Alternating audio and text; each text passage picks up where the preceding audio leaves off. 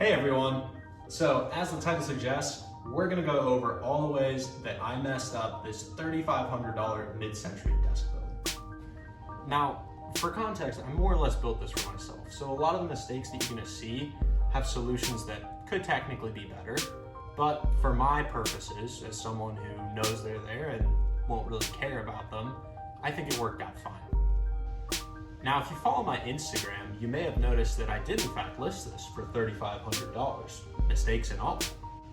I did this knowing full and well that no one's really going to be interested in paying $3,500 for this. I think there's too many imperfections in it for it to be worth that. The design is beautiful and the execution is okay, but it's not a $3,500 table. I listed this regardless because if someone was willing to pay $3,500 for this, it's not a payday that I'm willing to pass up.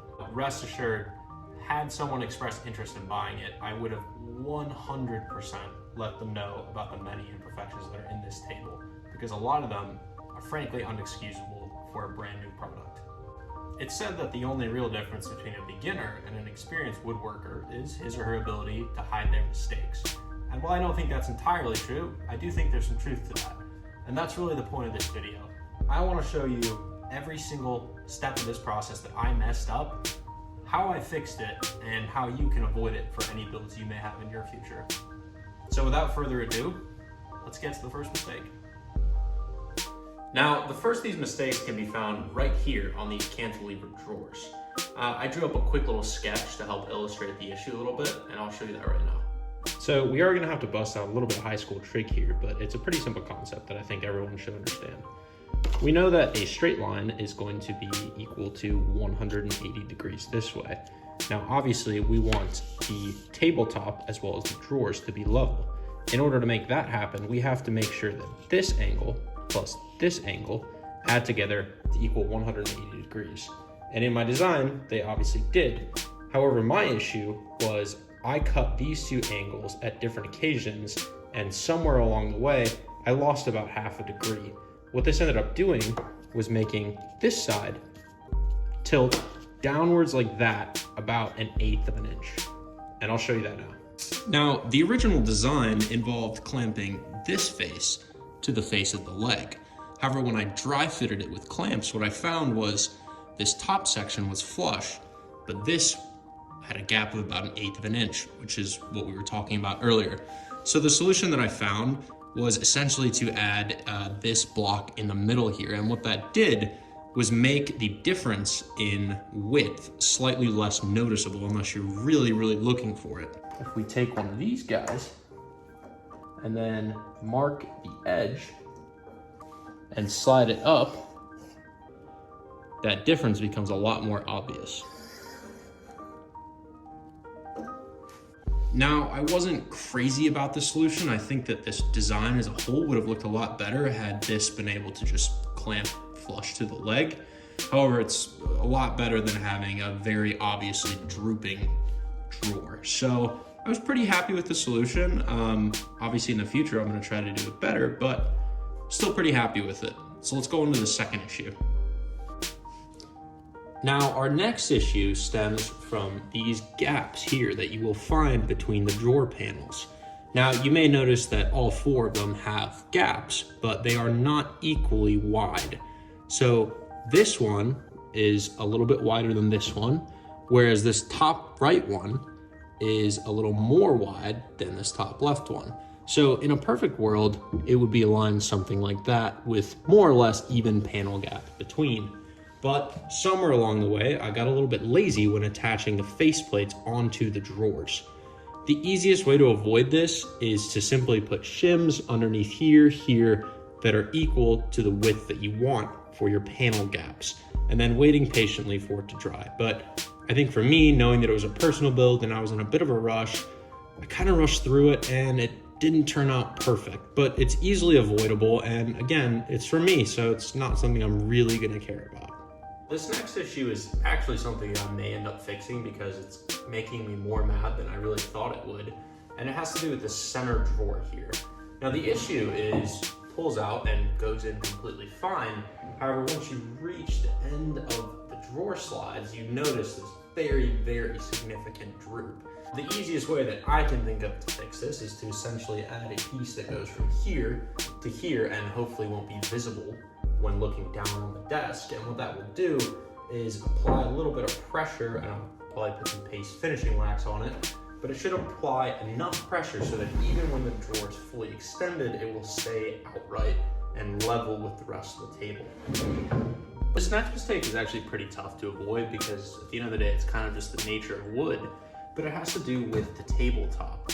More specifically, a bowing that has occurred on the tabletop. So if we take our yardstick here and then we apply it to the edge, we're gonna notice that we have a bit of light coming through on this end. So what happened somewhere along the way is this corner of the tabletop ended up bowing upwards ever so slightly. What this left us with was a little bit of light that you could see coming through from the leg between that and the countertop. So what I ended up doing was essentially just filling it with wood glue and sawdust, which more or less did the trick, but at the end of the day, this back left corner of the table is not perfectly level. The next issue that I face with this build comes from my router. Now, it's Chicago Electric, which is notoriously horrible, but it's extra horrible because I no longer am able to lock in my depth. You may notice that one handle is missing here, which is where you generally lock the depth in place and then proceed with your cut. But I am no longer able to do that. So what I'm left with is essentially using this piece. Now this is designed to give you a general understanding of where you want to lock your router in place, but for me it's really the only thing that I have. So what tends to happen is as I proceed with my cut, the depth will eventually, or I should say gradually, increase and lower the bit more and more, so you get a deeper and deeper cut, oftentimes much deeper than you actually want. So I will show you how that played out on one of the drawers that I made. So here's the drawer, and I will show you now where I did the routing for the drawer slide. Now you may notice that on this back end, it doesn't exactly match the grain pattern of the wood that was in here previously.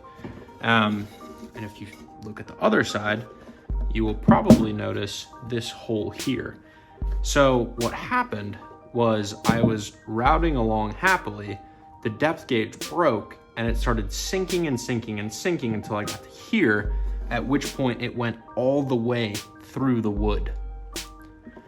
So the solution that I found for it was to chisel out basically as much of it as I could and then cut and size some pieces that could fit in and make up for that wood. So it is level with the rest of the slide, but it's pretty obvious that it's not the same piece of wood.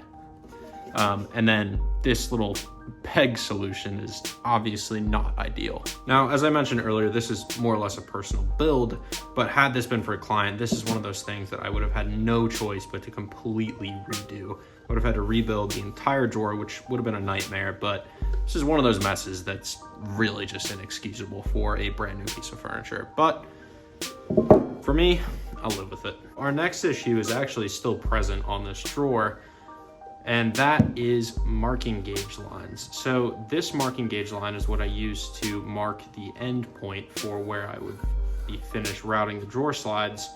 And you'll notice that it's still a little bit visible. And this is the case for a lot of the sections on the drawers and a couple other spaces on the piece. Marking gauge lines are a little bit tricky because generally speaking, when you're doing your first sand over, you make sure that you get rid of them.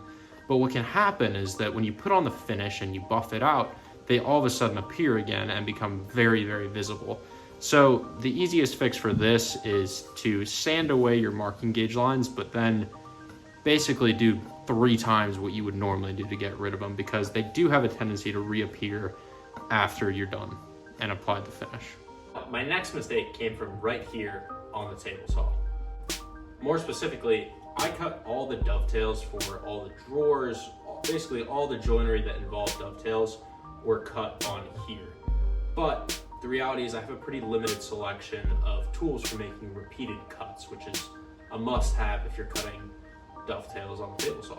I realize this sounds ungrateful as I sit here with my $1,300 table saw, But at times I do get a little bit annoyed that the only thing I really have to cut dovetails is this little miter gauge. So what I would really do is set it at the appropriate angle, lock it in place, put the piece of wood here, set my fence, which is wildly accurate, and I do love this thing, and then try to make repeated cuts. So as you may assume, this is not a super accurate method, and there's bound to be some mistakes, which of course there were. So I'll show you those now. So I did actually misspeak on the last clip. Not every single dovetail was cut on the table saw. All the dovetails, the angled ones at least, that make up this drawer were all cut by hand, which is why they look a whole lot better. We have to bring this little troublemaker of a drawer out again to sort of illustrate the point about the machine cut dovetails. So a lot of them are not bad. There were some minor gaps that I filled with some sawdust and glue, but all in all, they were actually pretty solid dovetails. But when I was trying to make repeated cuts on the opposing angled sides of these, I lined it up incorrectly. So what we had were these pretty significant gaps that you can see hopefully on camera right here. Now it's a gap of probably at least 1/8 of an inch, and so it was big enough for me to basically fit a walnut shim in there along with some glue to make it look a little bit more natural. Unfortunately, it is still very noticeable, but it's one of those mistakes that wasn't really big enough for me to remake the entire drawer for, but nonetheless, it's still there. I guess the real lesson or takeaway from this is that if you want perfect dovetails, you either use a jig, which I would never use on my horrible router, or you cut them by hand, or have appropriate tools for cutting them on a table saw. This brings us to our last mistake, which are these bow ties that I have installed right here. For those of you who are into woodworking, you probably already know this, but for those of you who aren't, I figured I'd explain it. Bow ties are used when you have a piece of wood that has knots or cracks in it like this. Left unattended, these knots or cracks will continue to expand and spread, which will eventually ruin the piece of wood. The idea behind bow ties is to prevent further spreading of that crack. The way that works is by having a very narrow point here, which then extends outwards and makes it more difficult for this to spread out. In order to strengthen these bow ties, what you're supposed to do is make the bow ties with the grain flowing from here to here. This increases the strength of the wood. If you do it the opposite way, like I did here, it's far more likely for it to crack. Now, at the end of the day, I'm honestly not really worried about this splitting at all. I mean, we have bow ties here, we have it edge glued, and we have the entire thing filled with epoxy. From the start, the bow ties were always meant to be more of an aesthetic and less for structural purposes. But regardless, it's a mistake that I will definitely notice, but I don't find worth fixing. And that is the orientation of the grain on my bow ties. Well, thank you guys so much for watching the video, and I hope this helps you at least avoid a couple mistakes in the next build you do. But I also want it to serve as a reminder that mistakes are okay, and it doesn't take away from the quality of the build. I mean, okay, I won't go that far, but it shouldn't take away from the quality time that you had making the build. At the end of the day, I am immensely proud of this desk, and I think it's beautiful, and I really want everyone on here who is overly critical of the work that they do to remember that this is just something that you should enjoy from start to finish. And as long as you do that, I see nothing wrong. Please consider liking and subscribing, and I'll see you guys in the next video.